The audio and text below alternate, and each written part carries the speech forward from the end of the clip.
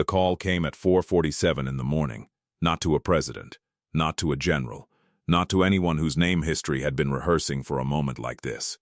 It came to an air traffic controller in Geneva named Henri Borel, who had been eating a cold sandwich and thinking about nothing in particular when his radar screen filled with something that had no business being there. The object was small. That was the first thing that surprised people. Those who were awake, those who were already pulling up feeds on their phones, those who would later claim they felt something shift in the air before they knew why. Everyone had imagined the first contact differently. Massive vessels blotting out the sun. Columns of light. The slow, terrible shadow of something incomprehensible. Instead, what descended over Geneva that morning was roughly the size of a city bus, dull gray, and visibly damaged. One side of the hull scorched black in a way that suggested not a weapon, but a very long and very hard journey. It did not hover dramatically. It did not circle. It came down in the Place des Nations, the open square outside the United Nations headquarters, and it landed the way a tired thing lands. Slowly, carefully, like it was grateful to stop moving. By the time the military cordons were up, the media drones were already in the air. Soldiers in full gear formed a perimeter 300 meters out. Helicopters swept wide arcs overhead. Every major government on Earth had someone on the phone with someone else, and none of those conversations were calm. The square itself had been cleared of civilians, but the streets surrounding it were packed. People pressed up against barriers, holding phones above their heads, filming something none of them could quite explain why they needed to document. For 19 minutes, nothing happened. The vessel just sat there, cooling. They could hear it, a low metallic ticking as the hull contracted in the morning air. No transmissions, no signals, no response to the 7 different communication frequencies being broadcast at it simultaneously in 12 languages. 19 minutes of silence that felt, to everyone watching, like the longest-held breath in human history. Then, the hatch opened. No ramp extended, no mechanical arm, no cloud of pressurized gas or dramatic backlighting. The hatch simply opened, a rectangular section of the hull folding inward, and a figure stepped out onto the pavement of the Place des Nations. She was tall, perhaps 2.5 meters, though she stood with a stillness that made her seem both larger and less threatening than that number suggests. Her skin was a pale silver gray, smooth in the way that certain stones are smooth, not artificial, but worn by something long and patient. Her eyes, which the long-range cameras caught in detail, were a dark amber, wide-set, and entirely calm. She wore clothing, layered, practical, the kind of thing worn by someone who had been traveling for a very long time and had stopped caring what it looked like. And she was barefoot. That detail landed strangely. In the military command center 2 blocks away, 3 different officers remarked on it within seconds of each other, not because bare feet were threatening, but because bare feet, on cold pavement, in this context, felt deliberate in a way no one could immediately explain. She had not forgotten shoes. She had chosen not to wear them. That distinction mattered, even before anyone understood why. Behind her, 3 smaller figures stepped out and moved close to her sides. Children, clearly children, in the way that young things carry themselves differently from old ones, with a loose-limbed uncertainty that needed no translation. The eldest perhaps 12 by human reckoning, the youngest no more than 5. All 3 barefoot, all 3 watching the soldiers, the drones, the distant crowd, with large amber eyes that held not fear but a kind of exhausted curiosity. The woman and everyone watching arrived at that word without discussion, without needing to deliberate, raised both hands. Palms forward, fingers spread. She held them there, and she waited. The soldiers did not move. No protocol covered this. Every scenario that had been war-gamed, every first contact simulation run by every space agency and defense department on the planet, had imagined something that needed to be stopped, contained, negotiated with from a position of force. None of them had seriously prepared for the possibility that whatever arrived would simply stand in the open, hands raised, barefoot on cold stone, with 3 children pressed against her sides. It was a xenolinguist named Dr. Priya Chandran who made the connection first. She had been on standby at the UN for 6 years, one of a rotating team of specialists who had privately assumed they would never actually be called. She was in the command tent, looking at footage of the gesture on a tablet, when something clicked. She had seen it before, not in person, but in years of studying intercepted electromagnetic transmissions from the outer system, signals that most agencies had filed away as background noise. Among the people this being came from, arriving barefoot was not accidental. It was a declaration. It meant, I have removed the last layer between myself and the ground beneath your feet. I carry nothing hidden. Not in my hands. Not in my intentions. Not even in the armor of pride. It was what her people did when they walked into a place they considered sacred. Or when they surrendered completely. Dr. Chandran looked up from her tablet and said, very quietly, to no one in particular, she isn't here to take anything. Through the translator equipment that had been hastily assembled and aimed at the square, the alien spoke for the first time. Her voice was low, layered, 2 tones simultaneously, like a chord played on something that wasn't quite an instrument. The words resolved slowly into meaning. She gave her name, Sci-T. She gave her world, Verith. And then she asked for someone by name.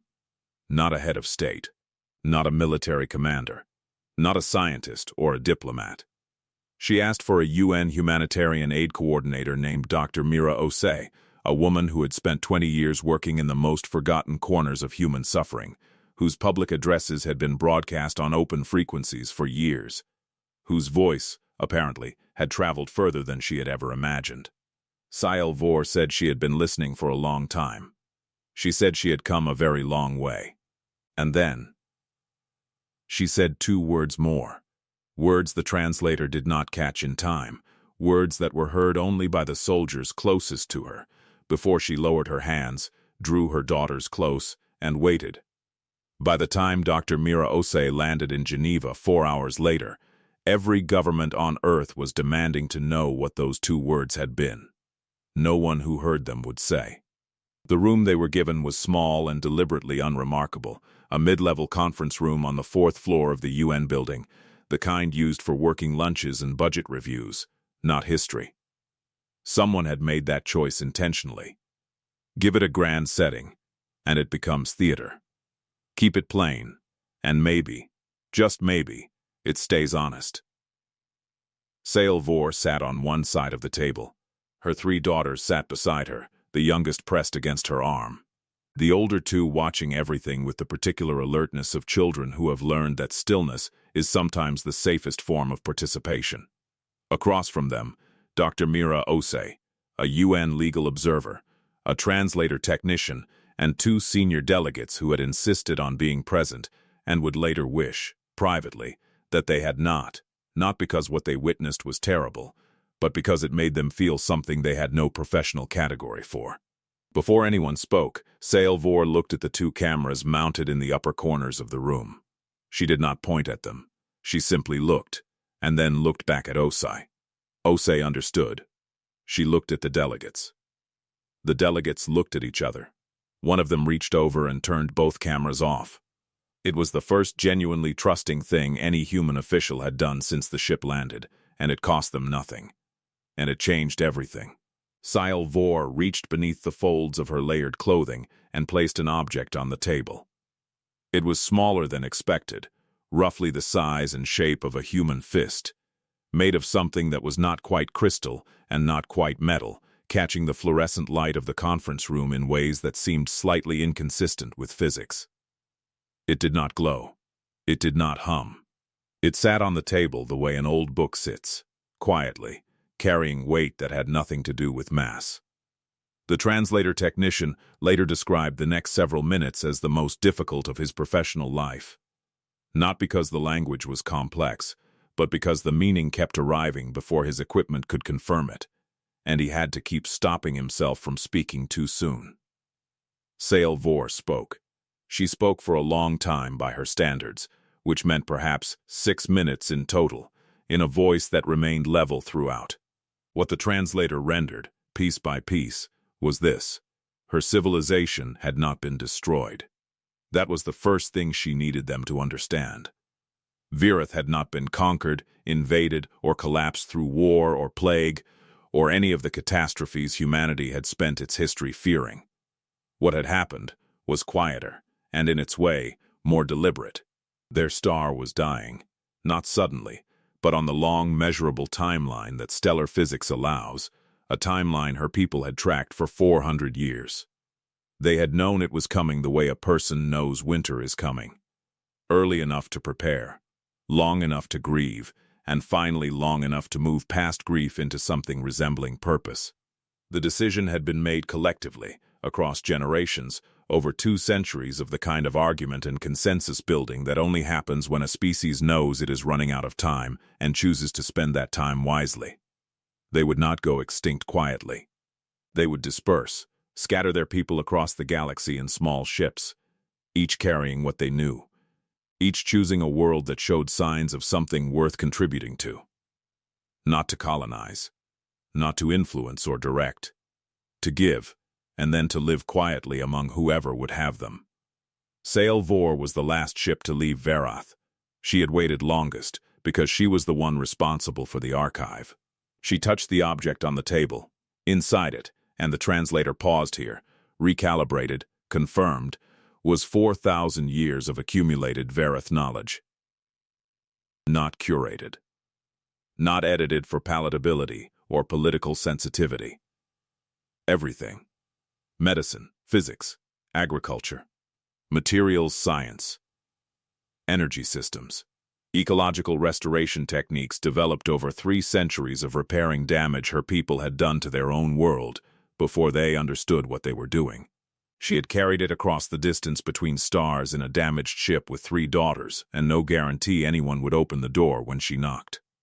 The senior delegate on the left, a man who had spent 30 years in international negotiations and believed himself largely unshockable, leaned forward and asked the question everyone in the room needed answered. What did she want in return? Sail-Vor looked at him steadily. She answered. She wanted to find her daughters a school. She wanted a garden, enough ground to grow the plants she had brought from Verath in small sealed containers, the ones her daughters had kept alive through the entire journey by monitoring them in shifts. She wanted, eventually, to learn enough of whatever local language her daughters were learning that she could read them something at night before they slept. That was all. The legal observer's pen had stopped moving. The translator technician was staring at his equipment as though checking whether it had malfunctioned. S.Y.T sat very still, and her stillness was different from the stillness of shock. It was the stillness of someone who has heard a thing and is simply letting it be true. The delegate asked her to repeat it. She did, word for word, unhurried. The room after that was not silent in the way rooms are silent when nothing is happening. It was silent the way rooms are silent when something enormous has just been set down in the middle of them, and no one yet knows how to walk around it. Outside that room, within hours, it leaked, the way everything leaks. And what followed was not celebration. The first major government to respond called it a strategic anomaly requiring containment. The second called it a probable deception. A coalition of 3 others demanded exclusive early access to the archive as compensation for agreeing not to classify it. Military advisors produced a document, 40 pages long, dedicated entirely to the question of what a species might want that it wasn't admitting to. Religious institutions on 4 continents issued statements the same afternoon, ranging from proclamations of divine providence to warnings of spiritual contamination. The UN Security Council convened an emergency session that lasted 11 hours and produced no resolution, because there was no existing framework for processing an act that was, simply and completely, without conditions. Every negotiation in human history had assumed that the other party wanted something. The machinery of international relations runs entirely on that assumption. Remove it, and the machinery has nothing to grip. S.Y.T sat through 2 hours of that session and then quietly left. She went back to the 4th floor, The delegates were gone. S.Y.T was still there, her youngest daughter asleep across her lap. The other two leaning against each other in the way of children who have learned to be each other's shelter. S.Y.T sat down across from her. No translator technician this time, just the equipment they had left running, and 2 years of S.Y.T's self-taught study of Barefoot signal language that she had never told anyone about, because she had never expected to need it. She said, "I believe you." S.Y.T looked at her for a long moment. Then she looked down at her daughters. Then she looked back. And she exhaled. A long, low, layered sound that the translator equipment, still running in the corner, rendered later into the closest human equivalent it could find. The house was on a quiet street 20 minutes outside Geneva. A 2-story building with a small yard in the back and a landlord who asked fewer questions than most because S.Y.T had known him for 11 years, and he trusted her judgment more than he trusted the news. The UN had offered something larger, more secure, more official. S.Y.T had looked at the photographs of it, a facility, really, dressed up with curtains, and said nothing. S.Y.T had understood the nothing and found the house instead. The first week, none of the neighbors came to the door. The second week, the woman next door left a pot of soup on the front step without knocking, which was either fear or kindness, and turned out, when S.Y.T asked her about it later, to have been both simultaneously. By the third week, the youngest daughter had discovered the yard, and could be found in it at almost any hour, sitting cross-legged in the grass, pressing her palms flat against the soil with an expression of absolute concentration, as though the earth were telling her something in a very quiet voice, and she was trying not to miss a word. The middle daughter found music first, specifically, the sound of a neighbor's teenage son practicing guitar badly through an open window. She stood on the pavement outside his house for 40 minutes before he noticed her. He did not call anyone. He opened the window wider and played worse, and she listened better than anyone ever had, and that was the beginning of something that didn't have a name yet, but was already more important than most of what the Security Council had discussed in 11 hours.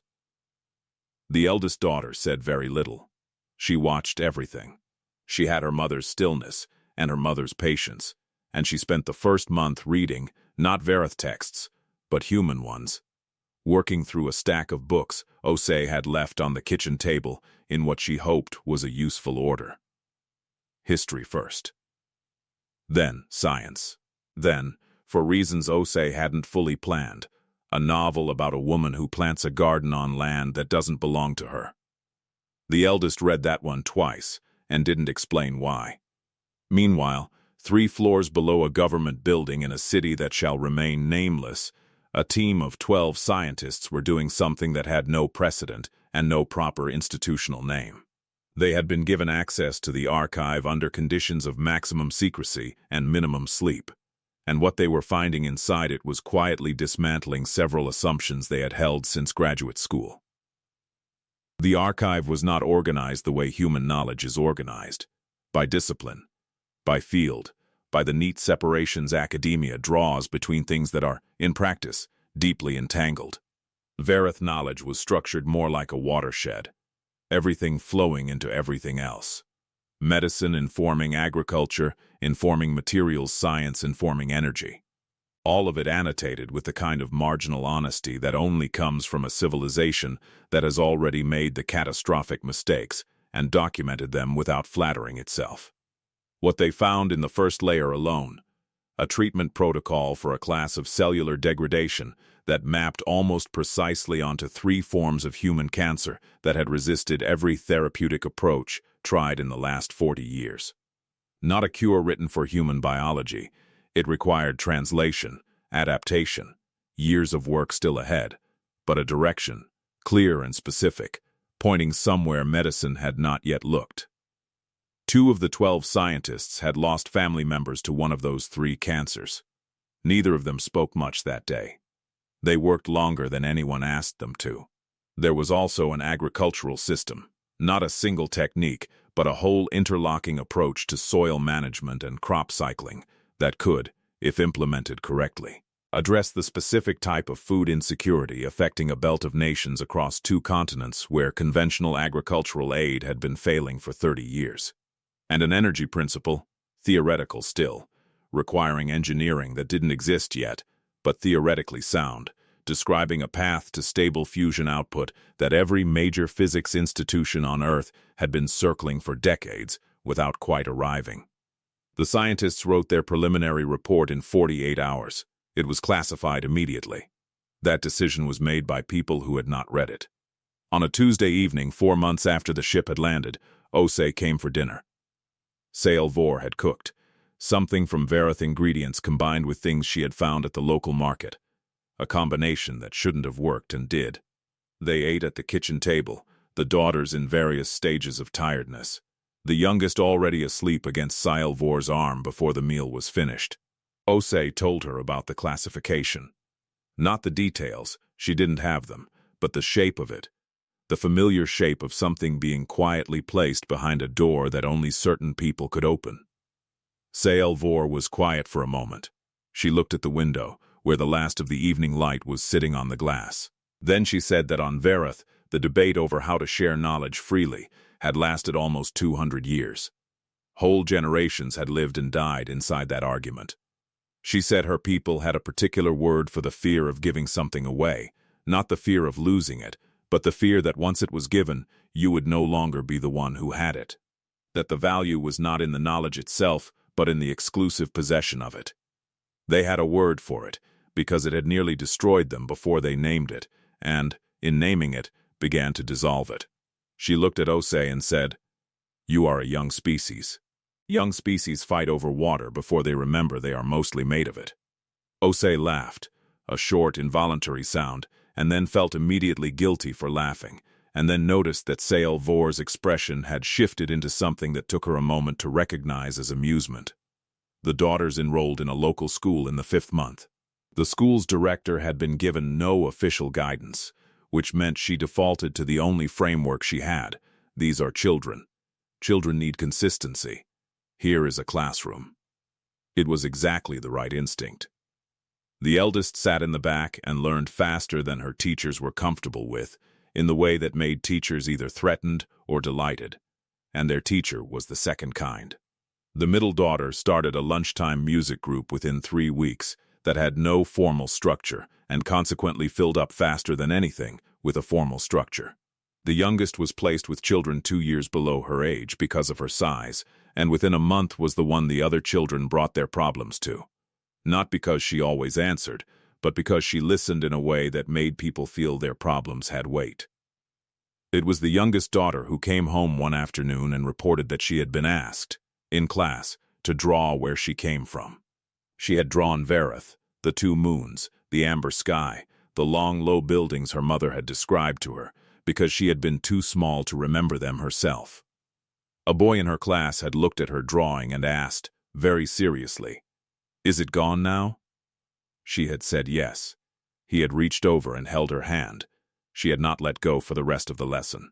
She told her mother this at dinner, not with sadness exactly, but with the particular expression of someone who has encountered something they don't have a word for yet, and are turning it over carefully, looking for its shape. S.Y.T listened without interrupting. When her daughter finished, she did not explain the gesture or name it or put it into any framework. She just reached over and held her daughter's hand in the same way.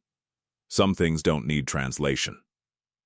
It was 3 days after that dinner that S.Y.T received the call. A source she trusted, inside a government she would not name, told her that a formal order was being prepared, dressed in the language of biosecurity protocol, but aimed, cleanly, at 2 things, the archive and S.Y.T herself. The order would be executed in 12 hours, maybe less. S.Y.T sat with her phone in her hand for a long time after the call ended. She had one move. She knew what it was. She had known, if she was honest, since the moment she had sat across from S.Y.T in that conference room and watched a civilization's entire store of knowledge be placed on a table without a price tag. She looked at her contacts list. She started at the top. Relief.S.Y.T did not call her supervisor. She did not call the Secretary General. She did not call any of the people whose job it was to decide what happened next. because she had watched those people for 11 hours in a Security Council session, and she knew exactly what they would decide, and how long it would take them, and what condition the archive would be in by the time they finished deciding it. She called journalists, scientists, aid workers, directors of medical research institutions in countries that had no seat at the table where these decisions were being made. She called the editor of a public health journal, who had been her friend for 15 years, and who answered on the second ring at 2 in the morning without complaint. She called a network of open-source researchers she had been quietly connected to for years. People whose entire professional philosophy was built on the belief that knowledge belongs to whoever needs it. She called, and she sent, and she uploaded, and she verified, and by the time the first pale light of morning was coming through her apartment window, she had done something that could not be undone. The full contents of the archive were public, not summarized, not selectively released, not filtered through any government or institution or committee whose first instinct would be to ask what they could keep. Every theorem, every treatment protocol, every agricultural system, every energy principle, translated into 11 languages and distributed simultaneously across servers on 6 continents, seeded so widely and redundantly that no single legal order, no matter how broad, could pull it back. It was on academic servers and public databases and the personal hard drives of 400 individuals within hours of the first upload. It was, in the language of the systems that tried to contain it, irrecoverable. By morning, it was everywhere. The reaction was not uniform, and it was not calm. 3 governments issued formal protests before noon. One of them threatened legal action against S.Y.T personally, which required their legal teams to spend several uncomfortable days trying to locate the precise statute under which a person could be prosecuted for giving things away. 2 others demanded the UN censure her formally and strip her of her post, which the UN began proceedings to do with the particular bureaucratic speed that organizations achieve when they are trying to appear decisive while actually waiting to see which way the wind blows. S.Y.T was suspended within 48 hours. She was asked to appear before a tribunal of 9 delegates representing the member states most aggrieved by what she had done. She came alone, without legal counsel, and sat in a chair that had been placed, whether deliberately or through some unconscious architectural instinct, slightly lower than the table at which the 9 delegates sat. She was asked to explain herself. The phrasing was formal, procedural, designed to give her room to construct a defense based on process, on technicality, on the argument that she had not known what she was releasing or had not understood the protocols she was bypassing. She did not use that room.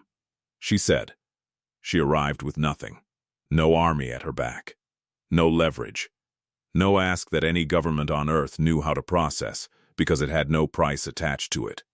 She gave everything she had ever known, everything her people had learned across 4,000 years of being alive in the universe, and she asked for a garden and a school and somewhere to raise her daughters. And we spent 4 months arguing about who deserved to benefit from it first. She said, the least we could do was make sure everyone did. Then she stopped talking. The tribunal room was the kind of quiet that has texture, the kind where you become aware of the sound of the ventilation system and the small movements of 9 people trying not to look at each other. The vote to formally censure her and recommend her permanent removal from her post required a 2/3 majority. It failed by 1 vote. The delegate who cast the deciding vote against censure was from a small island nation that had no particular political capital to spend and therefore spent it freely, and when asked afterward why she had voted the way she had, she said only that she had a daughter who had been diagnosed the previous year with one of the 3 cancers now addressed by the first layer of the archive. And she did not feel that she was in any position to punish the woman who had made sure the treatment reached every doctor on Earth simultaneously, rather than the ones in countries wealthy enough to negotiate for it first. Nobody put that in the official record. It was noted anyway, the way things are noted that matter more than official records. What happened next did not happen quickly. That is important to say clearly, because stories like this one are always tempted to compress time, to suggest that the knowledge arrived and the world changed, and the change was visible and complete. It was not like that. It was slower, messier, more contested and more human than that. The cancer treatment took 4 more years of adaptation work before its first clinical trial. The trial was conducted not in a wealthy research hospital, but in a mid-sized facility, in a country whose name most people in the rooms where these decisions had been made could not have located on a map without assistance, and that was not an accident. Because the team that adapted the protocol had made a deliberate choice about where the first proof of it should exist. The results were the kind that make scientists reread their own data 3 times before they trust it.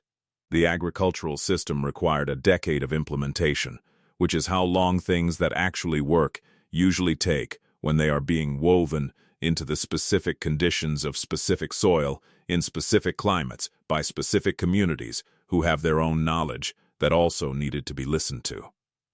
It was not deployed from above. It was built from the ground, which is the only direction from which something that grows can be built. The fusion energy prototype, the theoretical principle that had seemed furthest from practical reality, came together in a way no one had predicted. Because the team that cracked the engineering problem was not the team anyone would have funded to crack it. They were a group of young physicists from 3 countries at a shared research facility with a budget that major institutions would have spent on a single conference, and they arrived at the solution because they were too new to the field to know it wasn't supposed to work that way. And because they had read the Barefoot annotations carefully. And because one of them had grown up without reliable electricity and had a specific and personal relationship with the problem that pure academic interest cannot replicate. The first grid it powered was not in any capital city. It was in a region that had been running on generators for 40 years. The people there did not hold a ceremony. They just turned on their lights and left them on. Years passed the way years do, not all at once, but in the accumulation of ordinary days that only become significant in retrospect. The eldest daughter became a doctor. No one who knew her was surprised.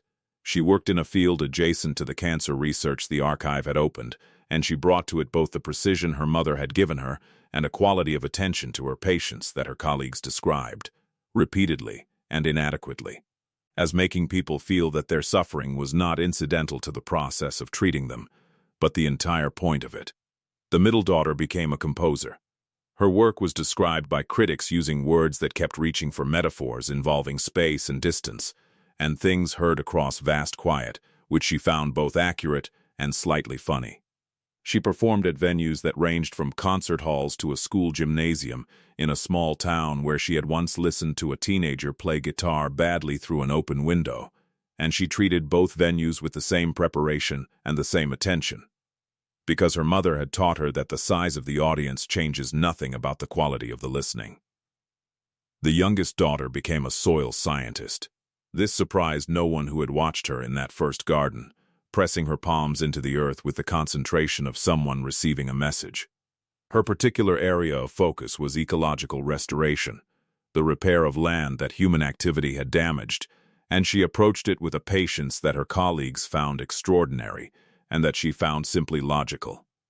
Because her mother had told her that Barefoot had taken 300 years to repair what it had broken, and they had not considered that a failure, but a commitment. S.Y.T stayed in the house. She expanded the garden over the years until it covered most of the yard, and then, with her landlord's bemused permission, spread into the narrow strip of ground along the side of the building. She grew things from Barefoot, alongside things from Earth, and the combinations she arrived at had no names in any botanical catalog, and she did not name them herself, because she felt names were for other people to give once they had decided something was worth knowing. S.Y.T visited on a Sunday afternoon in late autumn, 10 years after the ship had landed. The garden had gone to its end-of-season state, not dead but finished, the particular exhausted beauty of things that have completed what they came to do. S.Y.T was moving through it barefoot, the way she always moved through it, checking on things, noting what had worked and what hadn't with the unhurried interest of someone who has understood that failure is information and not insult. S.Y.T sat on the low wall at the garden's edge and watched her, and felt the particular quality of comfortable silence that exists only between people who have been through something together and come out the other side still choosing each other's company. She asked, eventually, whether S.Y.T ever missed Barefoot.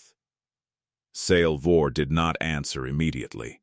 She crouched at the edge of a plant bed and pressed 2 fingers into the soil, an old habit, the same gesture her youngest daughter had learned without being taught it. Then she sat back and looked up at the sky, which was the pale gray of a European autumn afternoon and contained no visible stars. She said, "Virith lives in everything we gave away." That is what we understood. At the end, what took us the longest to understand, and what turned out to be the only thing that mattered. A civilization is not its land, or its buildings, or even its people. It is what it chose to do with what it knew. A star can die. What was learned under it does not have to. She looked at S.Y.T. She said, "A civilization does not end when its star does. It ends when it stops giving." S.Y.T did not say anything. There was nothing that needed to be said. Above them, the sky was doing what skies do in the late afternoon, shifting through something that wasn't quite a color. Something between the end of one light and the beginning of another. S.Y.T returned to her garden. Her bare feet moved through the turned earth without hurrying. She had come with nothing. She had asked for almost nothing. And what shocked everyone, what continued to quietly shock everyone who thought carefully about it in the years that followed, was not the knowledge she had carried across the distance between stars, as extraordinary as that was. It was something smaller and harder to name. It was the fact that she had trusted, that she had landed a damaged ship in an open square and stepped out barefoot onto cold pavement with 3 children at her side and simply waited to see what kind of species this was. And humanity, fractious, frightened, slow, magnificent, infuriating, stubborn humanity, had looked at that trust and, after everything, after all the arguments and the politics and the committees and the classified reports and the tribunal and the votes, had decided, in the way it always eventually decides things, one person at a time, to be worthy of it. It had not been fast. It had not been clean. It had not been the version anyone would have written if they were trying to make humanity look good. But it had been real.